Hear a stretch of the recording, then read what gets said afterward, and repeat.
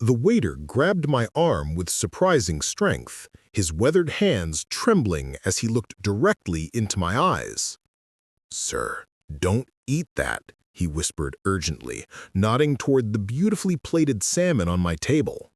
I was about to dismiss him as just another overzealous server when the paramedics burst through the restaurant doors. What happened next changed everything I thought I knew about success, dignity, and the people we overlook every single day. Before we jump back in, tell us where you're tuning in from, and if this story touches you, make sure you're subscribed because tomorrow I've saved something extra special for you. The autumn rain drummed against the floor-to-ceiling windows of Seaside Grille, Portland's most exclusive waterfront restaurant, as I adjusted my Italian silk tie and surveyed the dining room with satisfaction. Tonight represented the culmination of 18 months of negotiations, mergers, and strategic maneuvering that would cement Whitfield Industries as the dominant force in Pacific Northwest tech development. The guest list read like a who's who of venture capital, with mayors, senators, and Fortune 500 executives filling every table in the private dining area I had reserved. Marcus Whitfield, that was me, the man who had built an empire from a small software startup in his garage 12 years ago. Now 38 and worth more than most small countries' GDP, I commanded respect wherever I went. The reservation tonight had required calling in favors and dropping names, but Seaside Grille's reputation for perfection made it the only suitable venue for announcing the acquisition that would make me the youngest billionaire in Oregon's history. Jennifer Park, my business partner and the closest thing I had to a friend, sat across from me reviewing the final merger documents on her tablet. Her sharp business suit and no-nonsense demeanor had intimidated countless boardrooms, but tonight even she seemed impressed by the venue's elegance. The crystal chandeliers cast warm light over tables draped in pristine white linens, while the open kitchen allowed glimpses of award-winning chefs orchestrating culinary masterpieces. "The Hamiltons just arrived," Jennifer noted, glancing toward the entrance, where Thomas and Patricia Hamilton made their grand entrance. Thomas controlled half the investment capital on the West Coast, while Patricia's connections in Washington could open doors that even my money couldn't budge. Their presence tonight would send exactly the message I intended about my company's trajectory and influence. I stood to greet them, my handmade leather shoes silent on the polished hardwood floors. The matron d' escorted them to our table with the deference reserved for individuals whose net worth required scientific notation to express properly. Thomas's handshake was firm and calculating, while Patricia's smile carried the practiced warmth of someone who had spent decades navigating high society's treacherous waters. "Marcus, congratulations on the Venture Dynamics acquisition," Thomas said, settling into his chair with the confidence of a man accustomed to being the most important person in any room. "Brilliant strategic move. You've essentially cornered the entire regional market for cloud infrastructure development." The compliment warmed me more than the restaurant's ambient lighting. Recognition from peers like Thomas represented validation that all my sacrifices, all the relationships burned and competitors crushed, had been worthwhile. Success in our world wasn't measured merely in dollars, but in the respect and fear your name generated in boardrooms from Seattle to San Francisco. "The announcement goes live Monday morning," I replied, accepting the congratulations with practiced modesty. "By Tuesday, every major tech publication will be running profiles about the merger's implications. We're not just expanding market share, we're redefining how the industry approaches scalable solutions." As we settled into conversation about market projections and regulatory considerations, I noticed the server approaching our table. He appeared to be somewhere in his 60s, with graying hair and a slight stoop that suggested years of physical labor. His black uniform was impeccable, but something about his posture spoke of weariness, of a man who had spent decades blending into the background of other people's important moments. "Good evening, Mr. Whitfield," he said, his voice carrying a slight accent I couldn't immediately place. "I'm Bobby, and I'll be taking care of your table tonight. May I start you with some champagne to celebrate your success?" The familiarity in his tone irritated me immediately. Servers at establishments like Seaside Grille were supposed to be professionally invisible, providing flawless service without presuming personal connection with their betters. This Bobby person seemed to believe that knowing my name somehow elevated his status beyond mere help. "Dom Perignon, 2008, I said curtly, not bothering to meet his eyes. "And please ensure the temperature is exactly 38 degrees. Last time I was here, the champagne was served too warm." Bobby nodded respectfully, though I caught a flicker of something in his expression that might have been amusement. The audacity of service staff never ceased to amaze me. Here was a man whose monthly income probably equaled what I spent on lunch, yet he seemed to find my attention to detail somehow entertaining rather than appropriately intimidating. Thomas leaned forward, his voice dropping to the confidential tone reserved for discussing particularly sensitive business matters. "I heard through channels that you're planning to expand internationally. Singapore? Hong Kong?" "Tokyo first," I confirmed, allowing pride to creep into my voice. "The Japanese market has been resistant to American cloud solutions, but our acquisition gives us the technical edge to overcome their traditional preferences. Within 5 years, Whitfield Industries will be synonymous with enterprise-level digital infrastructure across the entire Pacific Rim." Jennifer pulled up projected revenue charts on her tablet, the numbers impressive enough to make even seasoned investors take notice. Billion-dollar projections stretched across multiple quarters, each figure representing markets conquered and competitors eliminated through superior strategy and ruthless execution. Bobby returned with our champagne, performing the opening ritual with practiced efficiency. His movements were smooth and confident, suggesting years of experience in high-end establishments, though his appearance remained that of someone firmly entrenched in the service class. The champagne was perfect, naturally, though I made no acknowledgement of his competence. "The chef recommends the wild Pacific salmon tonight," Bobby mentioned as he filled our glasses. "Caught this morning off the Washington coast and prepared with a house-made herb crust. It's paired with locally sourced vegetables and a wine reduction that complements the natural flavors beautifully." Something about his description struck me as odd. Most servers at this level simply recited menu items, without the detailed knowledge Bobby displayed about ingredients and preparation methods. He spoke about the salmon with the authority of someone who understood food at a level beyond mere service, though his position clearly indicated otherwise. "We'll have the tasting menu," I decided, dismissing his recommendation with a wave. "All 7 courses, wine pairings included. And ensure the kitchen understands that timing is crucial. We have important matters to discuss, and delays would be unacceptable." Bobby's expression shifted slightly, though he maintained professional courtesy. "Of course, Mr. Whitfield. I'll speak with the kitchen personally to ensure everything meets your expectations." As he walked away, Thomas chuckled and shook his head. "The help these days seems to think they're consultants rather than service staff.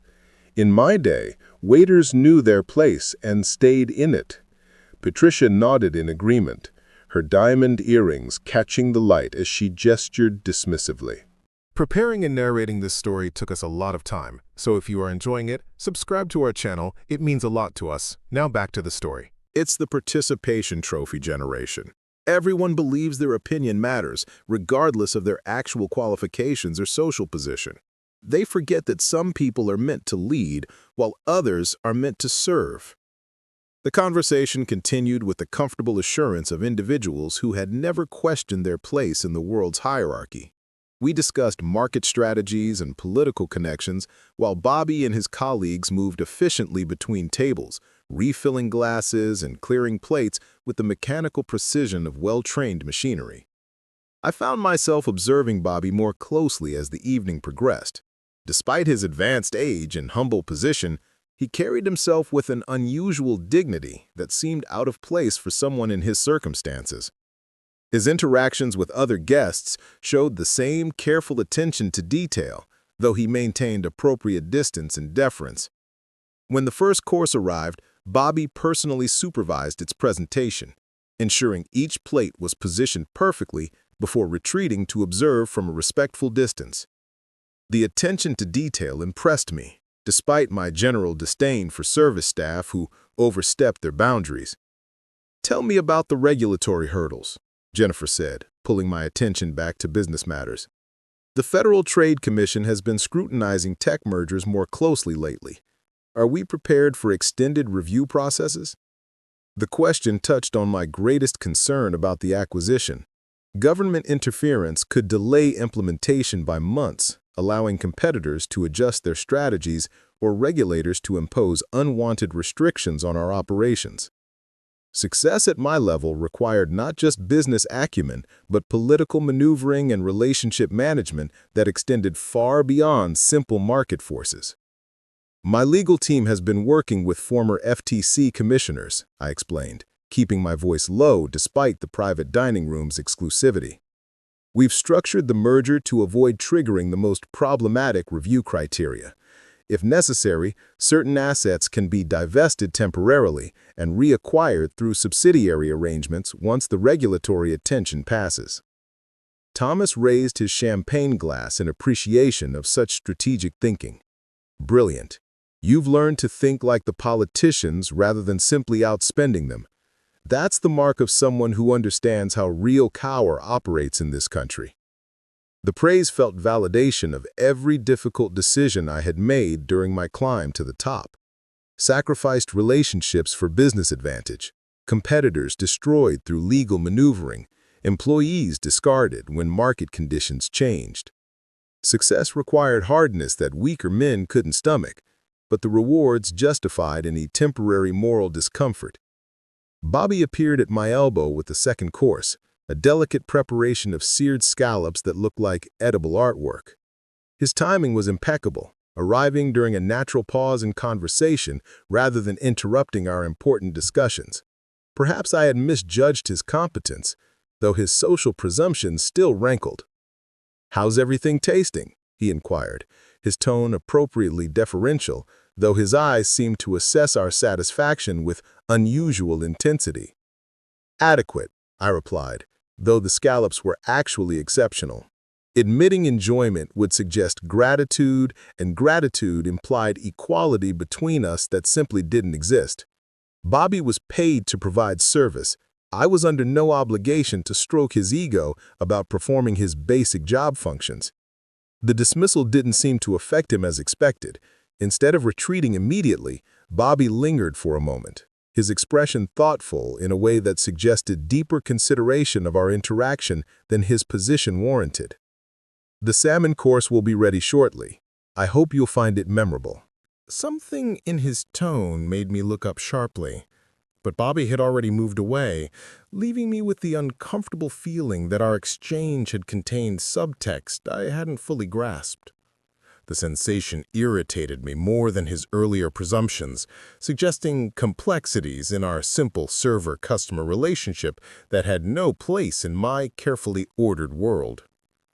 The third course arrived with theatrical precision, each plate a miniature landscape of roasted duck and seasonal vegetables arranged like abstract art. Bobby supervised the presentation with meticulous attention, his experienced eye catching details that escaped my notice. The other servers deferred to him naturally, suggesting a hierarchy within the staff that went beyond simple seniority. I watched him work with growing irritation. There was something about Bobby's quiet authority that challenged the natural order of our relationship. Servers were supposed to be grateful for the privilege of serving people like me, not carrying themselves with the confidence of equals. His every gesture radiated competence that seemed wildly inappropriate for someone whose career peak involved carrying plates and pouring wine. "The duck is exceptional tonight," Bobby mentioned as he arranged the final garnish on Patricia's plate. "The chef sourced it from a farm in Willamette Valley that raises birds using traditional French techniques. The preparation honors both the ingredient and the craft." Thomas looked up sharply at the comment. "You speak like someone with culinary training. Most servers just repeat what they're told about the menu without understanding the fundamentals." Bobby paused, his hands steady despite the attention suddenly focused on him. "I've spent many years around food, sir. You develop appreciation for quality when you work in environments that demand excellence." The response struck me as presumptuous beyond belief. Bobby was discussing culinary philosophy as if his opinion carried weight, as if decades of carrying other people's meals qualified him to judge technique and quality alongside actual experts. His calm delivery made the overreach even more infuriating. "Experience serving food isn't the same as understanding it," I interjected coldly. "There's a difference between watching chefs work and actually possessing the knowledge to evaluate their methods. One requires education and talent, the other just requires showing up." The words landed like a slap across the quiet dining room. Jennifer shifted uncomfortably in her chair, while the Hamiltons exchanged meaningful glances. Bobby absorbed the insult without visible reaction, though something shifted behind his eyes, a hardening that suggested depths I hadn't expected from someone in his position. "Of course, Mr. Whitfield," he replied evenly. "I apologize if I overstepped. Would you like me to bring the wine pairing for this course?" The submission should have satisfied me, but something in his tone suggested compliance rather than genuine deference. Bobby retreated to the service station, leaving our table to resume conversation about market strategies and regulatory frameworks, though the atmosphere had grown noticeably tenser. Elena Rodriguez, the restaurant manager, appeared at my elbow within minutes. Her tailored dress and professional demeanor couldn't quite mask the concern in her expression as she leaned closer to speak privately. "Mr. Whitfield, I wanted to personally ensure everything is meeting your expectations tonight.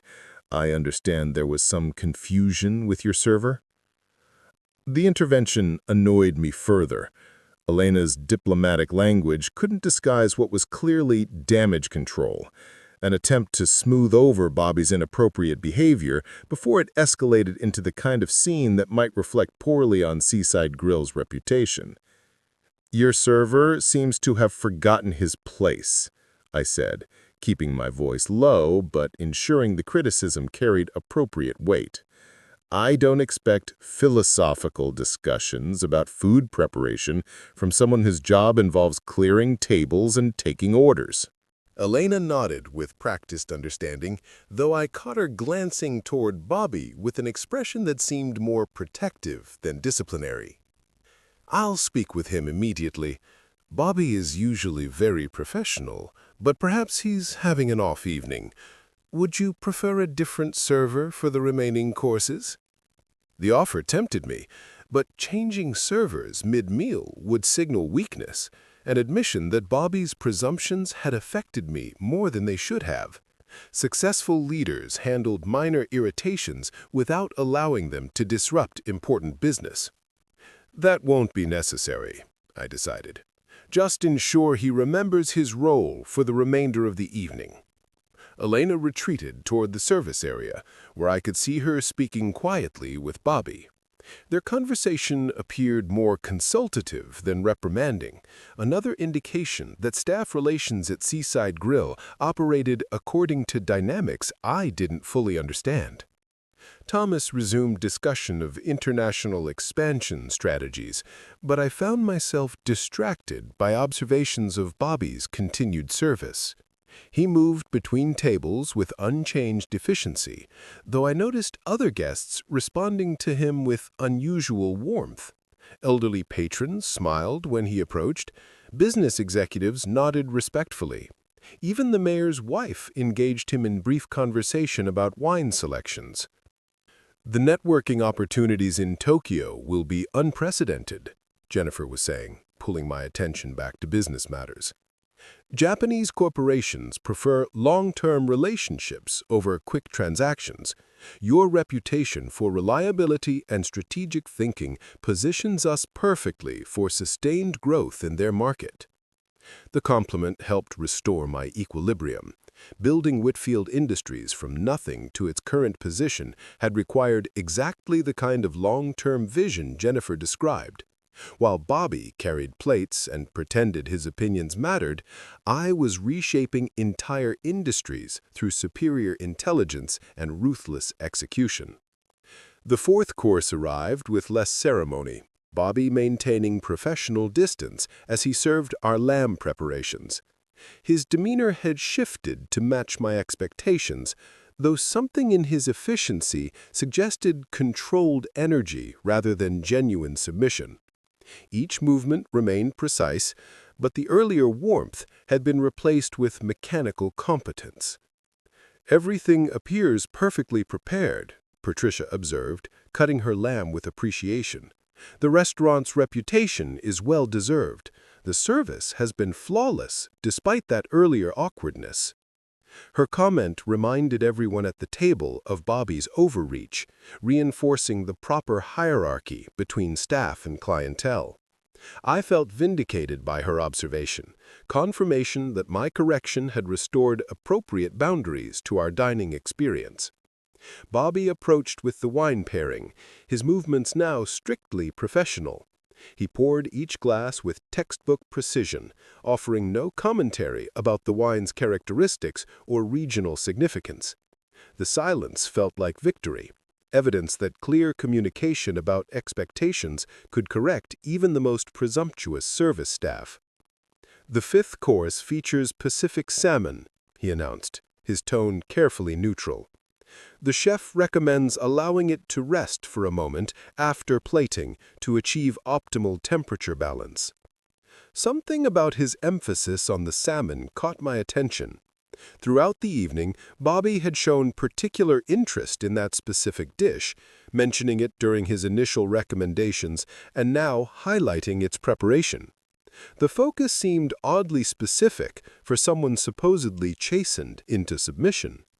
The conversation required technical knowledge about logistics and manufacturing that filled the dining room with the comfortable buzz of expert analysis. This was my natural environment, surrounded by peers who understood complex systems and strategic thinking. Bobby reappeared carrying a tray of perfectly plated salmon, each portion garnished with precision that bordered on artistic. The fish looked exceptional, its color suggesting perfect cooking temperature, and the herb crust providing visual contrast that elevated the presentation above typical restaurant fare. "The wild Pacific salmon," Bobby announced, setting plates before each guest with practiced ceremony. "Caught 24 hours ago and prepared according to the chef's signature technique." I lifted my fork, anticipating the first bite of what appeared to be an exceptional preparation. The evening's business discussions had built to this moment of celebration, the final course before we moved to coffee and cigars to formalize the merger announcement strategy. Bobby's hand closed around my wrist with surprising strength, stopping my fork inches from the salmon. His weathered fingers pressed against my pulse point as his eyes locked onto mine with intensity that seemed to pierce through social conventions and professional boundaries. "Sir, don't eat that." The words came out as an urgent whisper, barely audible above the restaurant's ambient noise, but carrying weight that made everyone at the table freeze. Bobby's grip on my arm was firm enough to prevent movement, his expression showing none of the deference he had displayed throughout the evening. "What did you say?" I demanded, my voice rising with indignation at the physical contact and presumptuous interference. "Don't eat the salmon," Bobby repeated. his tone carrying absolute authority despite his humble position. "Trust me on this, please." The dining room seemed to hold its breath. Other guests at nearby tables had noticed the commotion, their conversations pausing as they observed what appeared to be a server physically restraining a customer from eating. The situation was unprecedented in my experience, a complete breakdown of every social convention that governed interactions between service staff and their superiors. Jennifer's mouth hung open in shock, while the Hamiltons stared in disbelief at the scene unfolding before them. Elena Rodriguez was moving quickly across the dining room, her expression mixing horror and confusion as she approached our table. "Remove your hand immediately," I commanded, my voice carrying the full weight of authority that had intimidated boardrooms and government officials. "This is completely unacceptable behavior." But Bobby didn't release his grip. If anything, his hold tightened as he leaned closer, his voice dropping to an urgent whisper that only I could hear clearly. "The salmon is contaminated. I can smell the decomposition beneath the seasoning. Eating it could kill you." The claim was so outrageous that I almost laughed. Here was a waiter, a man whose greatest professional achievement involved memorizing wine pairings, claiming to detect food safety issues that had escaped the notice of award-winning chefs and health inspectors. "You're insane," I hissed, trying to wrench my arm free from his grip. "Release me this instant or I'll have you arrested for assault." Other diners were openly staring now, their expressions mixing fascination and horror at the unprecedented scene. Phones emerged from purses and jacket pockets as guests began recording what appeared to be a complete meltdown by Seaside Grille's staff. Ilana reached our table, her face pale with the realization that her restaurant's reputation was being destroyed in real time by an employee's bizarre behavior. "Bobby, what are you doing? Release Mr. Whitfield immediately." But Bobby's attention remained fixed on me, his grip unwavering despite the growing pressure from management and witnesses. "I've seen this before. The color is wrong, the texture isn't right. That fish has been sitting too long before preparation. The bacteria levels could cause severe poisoning or worse." "This is ridiculous," Thomas declared, his voice carrying across the dining room. "The man has clearly lost his mind. Call security immediately." Patricia had pressed her napkin to her mouth, whether from shock or nausea at the scene I couldn't determine. Jennifer was frantically typing on her phone, probably alerting our legal team about potential liability issues from the evening's catastrophic turn. The salmon on my plate looked identical to everyone else's portions. The color appeared normal, the garnish fresh and professionally arranged. Bobby's claims seemed like the desperate attempts of someone experiencing a psychological break, a man whose limitations had finally overwhelmed his capacity to function in civilized society. "Let go of me right now," I demanded, putting every ounce of executive authority into the command. "You're embarrassing yourself and destroying what's left of your career." Bobby's eyes met mine with an intensity that seemed to cut through all the noise and chaos surrounding our confrontation. "My career doesn't matter if you die from food poisoning. I won't let that happen, regardless of the consequences."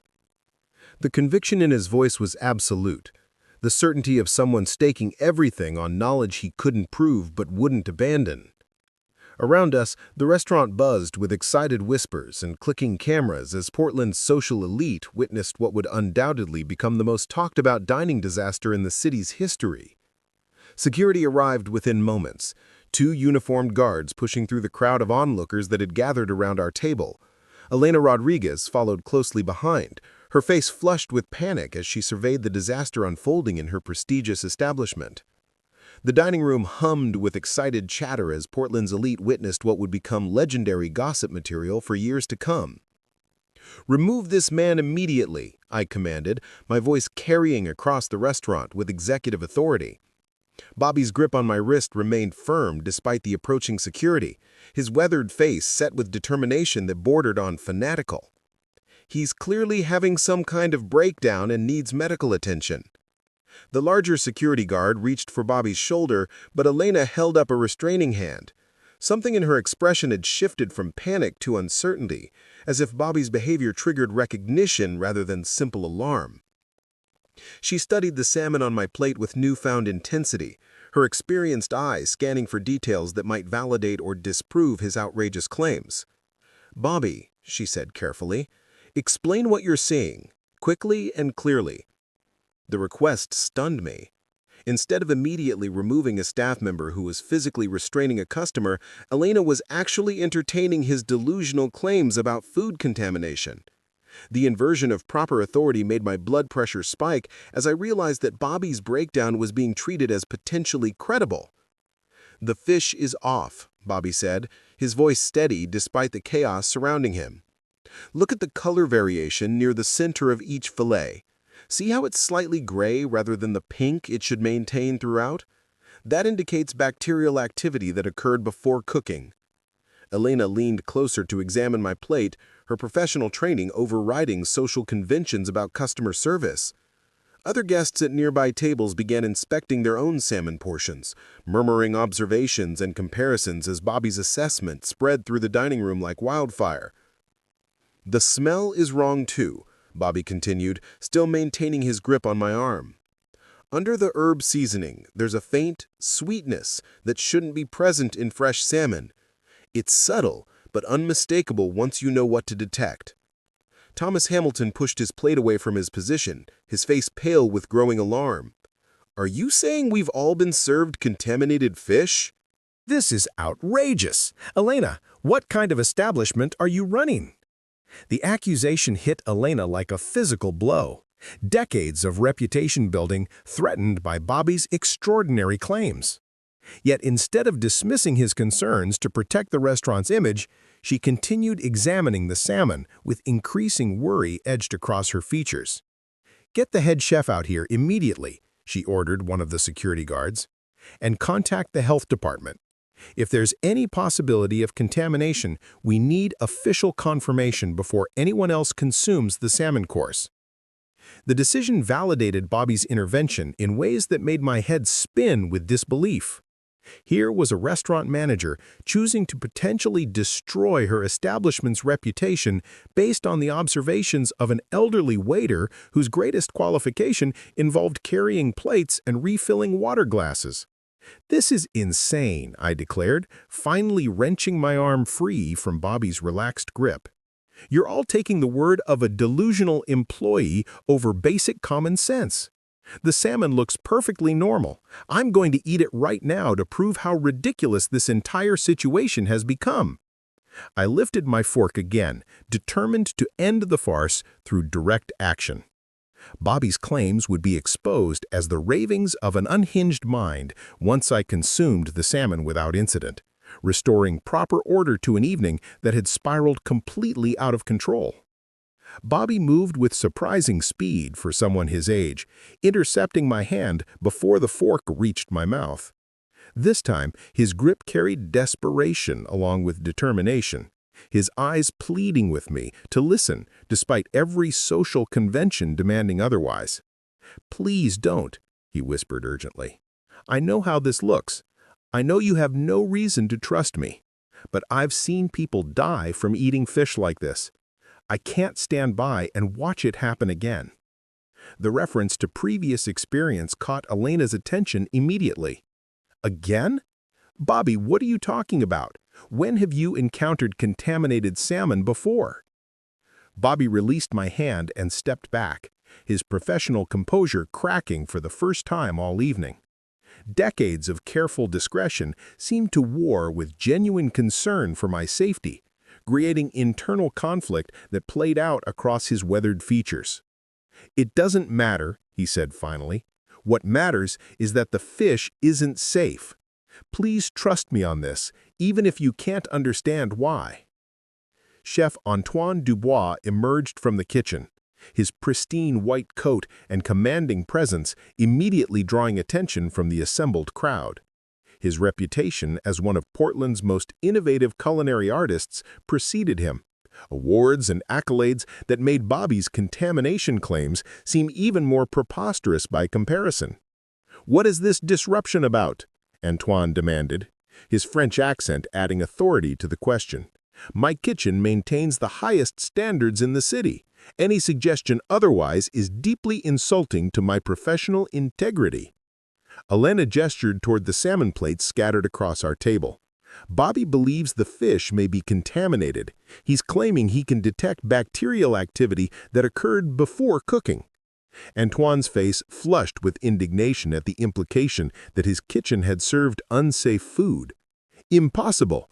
The salmon arrived this morning from our most trusted supplier. Every piece was inspected personally before preparation began.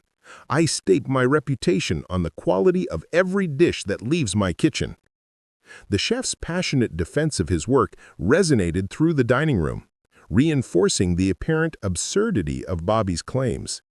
Here were two competing versions of reality: the professional assessment of an award-winning chef versus the unsubstantiated concerns of an aging waiter whose expertise remained mysteriously undefined. "Show me exactly what you think you're seeing," Antoine challenged, moving closer to examine the salmon on my plate. "Point out these supposed signs of contamination that somehow escaped my trained eye and that of my entire kitchen staff." Bobby approached the table with obvious reluctance, his earlier confidence wavering under the chef's professional scrutiny. The crowd pressed closer, phones recording every moment of what had become Portland's most unexpected dinner theater performance. "Here," Bobby indicated, pointing to subtle color variations in the fish.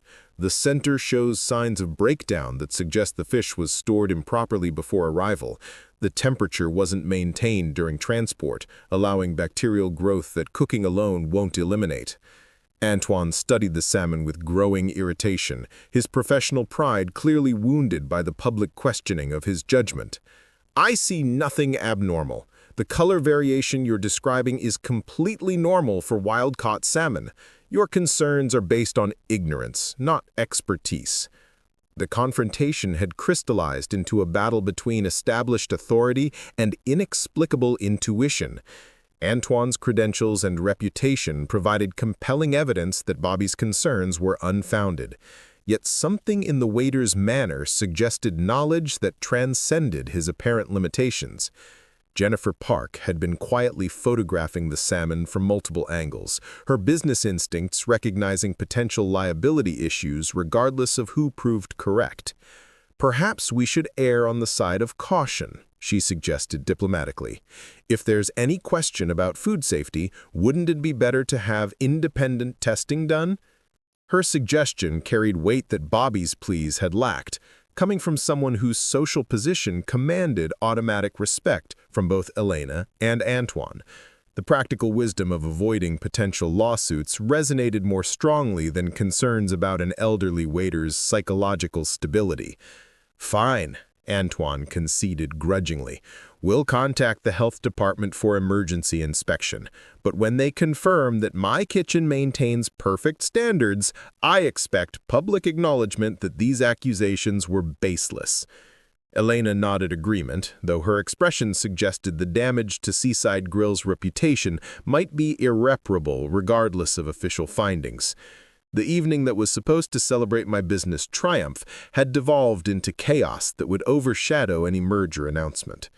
The health department inspector arrived with unprecedented speed, summoned by Elena's connections and the high-profile nature of the potential contamination. Dr. Sarah Kim, a stern woman in her 40s, surveyed the scene with professional detachment that cut through the emotional undercurrents surrounding the dispute. "I need samples from multiple plates," she announced, producing testing equipment from a metal briefcase. "Both cooked portions and any remaining raw salmon from the kitchen. The analysis will take approximately 30 minutes to complete." The wait stretched interminably as Dr. Kim worked methodically through her testing procedures. Conversations throughout the dining room had shifted from business networking to speculation about the evening's bizarre turn of events, with Bobby remaining silent near the service station while Antoine paced anxiously behind the bar. My anger had evolved into something more complex during the delay. Bobby's certainty about contamination seemed to transcend normal experience, suggesting knowledge or training that contradicted his apparent position as simple service staff.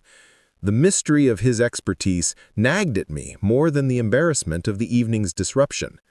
"Results are conclusive," Dr. Kim announced, her voice carrying across the hushed dining room. "The salmon samples show significant bacterial contamination consistent with temperature abuse during storage and transport. Consumption would likely result in severe food poisoning, potentially requiring hospitalization." The announcement hit like a physical blow, validating Bobby's warnings in ways that defied every assumption about expertise and authority I had maintained throughout my career. Antoine's face went white with shock, while Elena closed her eyes in recognition that her restaurant's reputation had indeed been saved by the intervention of an elderly waiter. Thomas Hamilton was the first to break the stunned silence. "Good God! That man may have saved our lives." His voice carried genuine awe as he looked toward Bobby, who remained quietly positioned near the kitchen doors as if hoping to avoid further attention. The revelation reframed everything that had occurred during the evening, transforming Bobby from delusional staff member to unlikely hero whose intervention had prevented a catastrophic poisoning incident. Yet the mystery of his expertise remained unsolved, creating questions that demanded answers even as the immediate crisis resolved. The stunned silence that followed Dr. Kim's announcement stretched across the dining room like a heavy blanket. Bobby remained positioned near the service station, his weathered hands clasped behind his back as if trying to make himself invisible despite having just been vindicated in the most dramatic fashion possible. The transformation of perception around him was almost tangible, shifting from dismissal to curiosity to something approaching awe. Jennifer was the first to approach him, her business instincts recognizing that someone with Bobby's apparent expertise represented more than met the eye. "How did you know?" she asked directly, her tone carrying genuine respect rather than the condescension that had colored our earlier interactions. "What kind of training allows someone to detect contamination that escaped professional inspection?" Bobby's response was characteristically modest, though something in his posture suggested discomfort with the sudden attention. "Experience teaches you things that textbooks can't. When you've seen the consequences of food safety failures, you learn to recognize warning signs that others might miss." The answer raised more questions than it resolved, hinting at background knowledge that seemed incompatible with his current position as restaurant staff. Patricia Hamilton had recovered from her initial shock and now studied Bobby with the calculating gaze she typically reserved for political opponents whose true capabilities remained unknown. "You speak about consequences as if you've witnessed them professionally," she observed. "What kind of work gives someone that level of expertise with food contamination detection?" Elena Rodriguez stepped forward, her earlier panic replaced by protective concern for her employee. "Bobby has worked in food service for many years. His experience spans multiple establishments and different types of cuisine. He's always been particularly careful about safety standards." The diplomatic explanation felt incomplete, carefully crafted to deflect deeper inquiry while acknowledging Bobby's unusual competence. I found myself studying him more intently, searching for clues about his background that might explain the evening's extraordinary events. Antoine Dubois had recovered somewhat from the shock of his kitchen's failure, though his professional pride remained visibly wounded. "The supplier will face severe consequences for this breach of quality standards," he declared, attempting to restore some measure of authority to the situation. "My reputation depends on the reliability of every vendor we work with." Bobby's expression shifted slightly at the chef's defensive posturing. The contamination likely occurred during transport rather than at the source. Refrigeration failure in the delivery truck would create exactly the bacterial patterns we observed tonight. The supplier may not be at fault. The technical accuracy of his assessment caught Dr. Kim's attention immediately. "That's a sophisticated understanding of contamination vectors," she noted. Her professional curiosity clearly piqued. "Are you trained in food safety protocols or microbiology?" Bobby hesitated, internal conflict playing across his features as decades of careful privacy warred with the need to explain his extraordinary intervention. The room waited in expectant silence, everyone sensing that revelations of significance were about to emerge. "I have some background in food science," he admitted finally, his voice barely audible above the restaurant's ambient noise. "Enough to recognize when something isn't safe for consumption." The understatement was so profound that it bordered on dishonesty, though Bobby's reluctance to elaborate suggested deeply personal reasons for maintaining anonymity about his past. Thomas Hamilton's political instincts recognized the careful deflection immediately. "Some background," Thomas repeated with growing interest, "the kind of background that allows instant recognition of bacterial contamination patterns. That suggests formal training at a very high level." Elena placed a protective hand on Bobby's shoulder, her gesture indicating loyalty that transcended typical employer-employee relationships. "Bobby values his privacy. He's been an exemplary employee for 15 years, and his personal history doesn't need to become public entertainment." The defense only intensified speculation about what Bobby might be concealing. "My own business experience had taught me to recognize when someone possessed expertise that exceeded their apparent circumstances, and Bobby's knowledge clearly fell into that category." Dr. Kim had continued her examination of the contaminated salmon, taking additional samples and documenting her findings with scientific precision. "I'll need to interview the person who first identified the contamination," she announced, looking directly at Bobby. "Your observations will be crucial for determining the exact cause and preventing similar incidents." Bobby nodded reluctantly, clearly understanding that official involvement would make continued anonymity increasingly difficult. "Of course, whatever information you need." The formal inquiry would inevitably expose aspects of his background that he had spent years keeping private, a reality that seemed to weigh heavily on his shoulders despite the heroic nature of his intervention. A young woman at a nearby table had been quietly photographing the evening's events, her phone capturing Bobby's interactions with the health inspector and restaurant management. Something in her expression suggested recognition that went beyond simple documentation of the evening's drama. "Excuse me," she called out, her voice carrying across the dining room with excitement that made everyone turn in her direction. "Are you Dr. Robert Chen?" The question hit Bobby like a physical blow, his carefully maintained composure cracking for the first time all evening. The name clearly carried significance that transcended simple mistaken identity, creating ripples of curiosity through the assembled crowd. "I think you have me confused with someone else," Bobby replied, but his voice lacked conviction and his posture had shifted defensively. The young woman approached with growing confidence, her phone displaying what appeared to be a professional photograph. "Dr. Robert Chen, former head of food safety research at the Centers for Disease Control. You wrote the definitive study on bacterial contamination in commercial seafood distribution. I studied your work in graduate school."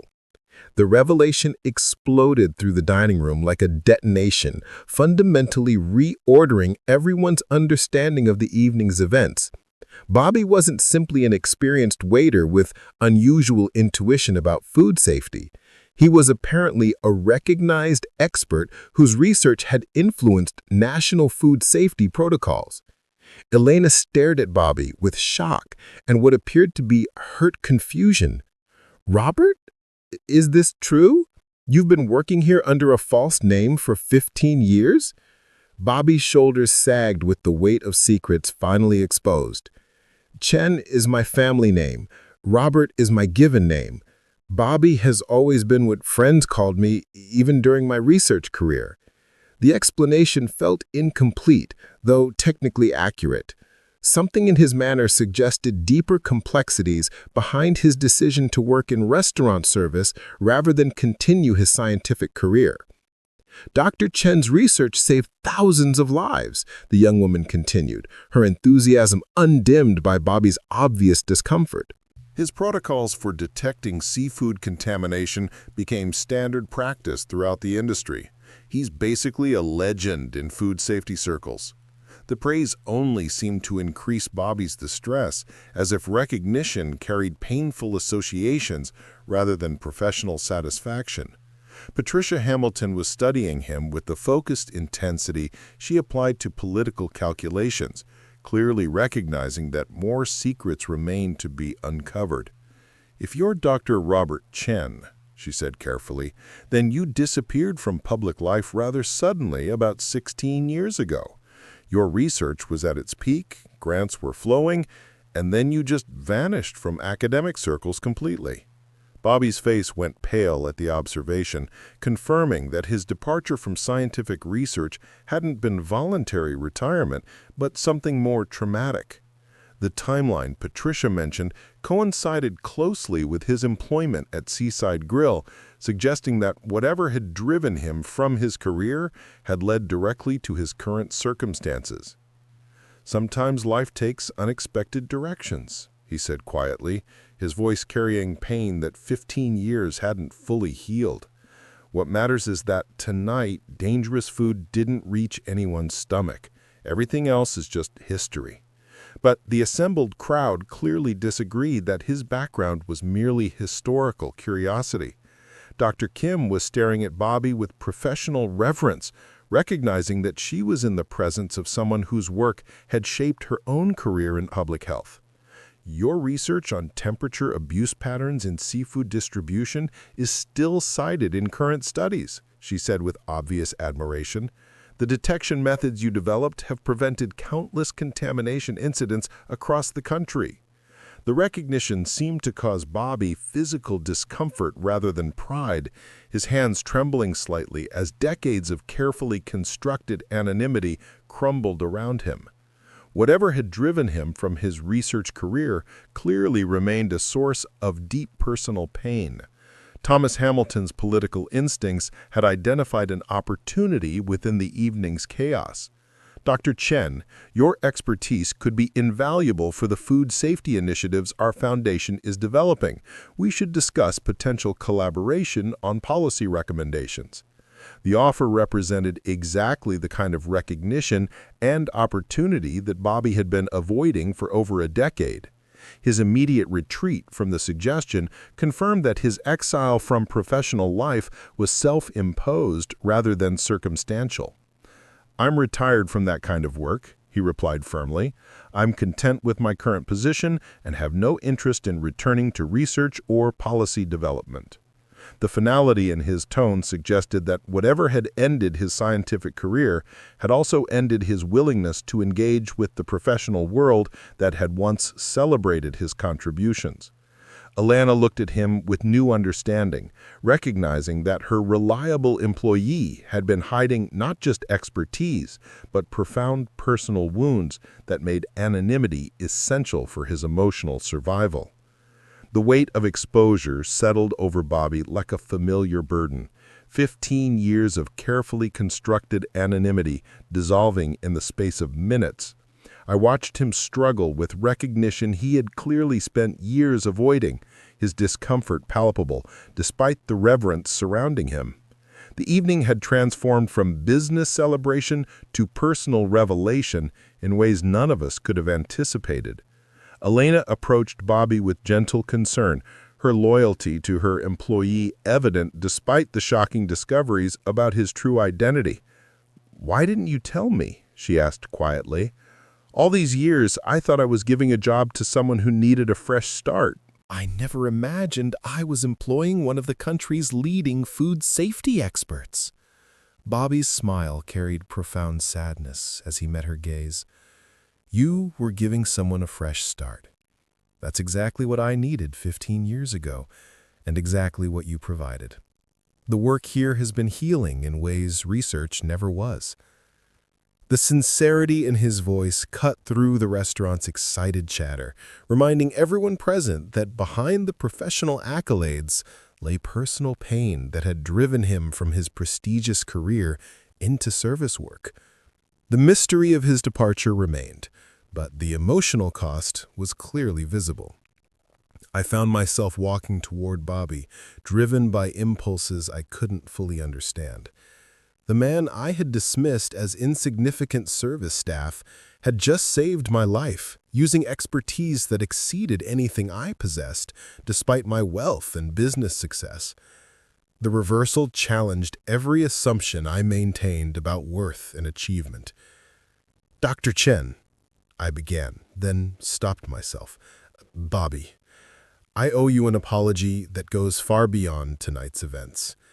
I judged you based on appearances and position rather than character or capability."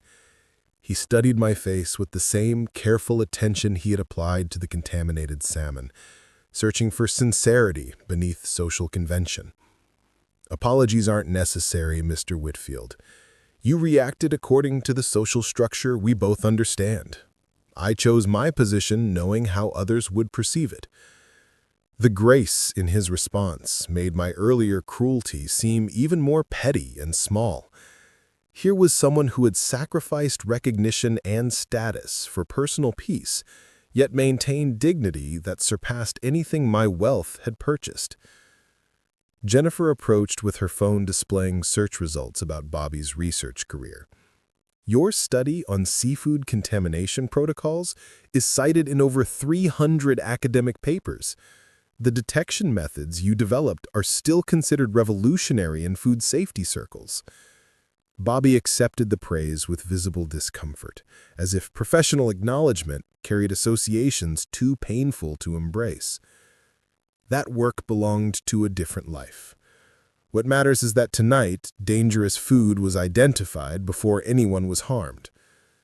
Dr. Kim had finished collecting her samples and documenting the contamination incident, but her scientific curiosity about Bobby remained clearly evident.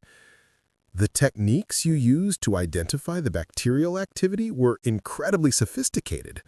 Most trained inspectors would have missed those subtle indicators." The compliment seemed to increase rather than alleviate Bobby's distress, suggesting that reminders of his expertise carried emotional weight beyond simple professional pride. Elena positioned herself protectively beside him, recognizing his need for support despite her own confusion about his concealed background. Thomas Hamilton's political instincts had identified opportunity within the evening's revelations. "Dr. Chen, regardless of your current preferences, your knowledge could prevent similar incidents across the entire region. Would you consider consulting on food safety protocols for major restaurant chains?" Bobby's response was immediate and definitive. "I appreciate the offer, but I'm content with my current work. Serving people directly provides satisfaction that policy development never achieved." The rejection of lucrative professional opportunities puzzled everyone present, except Elena, who had observed Bobby's contentment with simple service work for 15 years. Something in his choice to remain anonymous suggested that his departure from research had involved trauma that made return impossible despite his continued expertise. A middle-aged man at a corner table had been quietly observing the evening's events, his expression growing increasingly troubled as Bobby's identity became clear.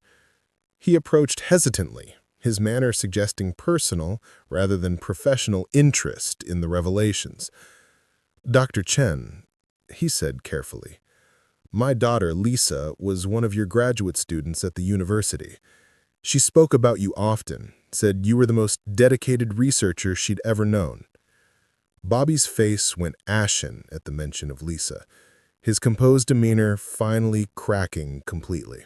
"How is she?" he asked, his voice barely audible above the restaurant's ambient noise. The man's expression grew grave. "She died in that contamination outbreak in Seattle 16 years ago.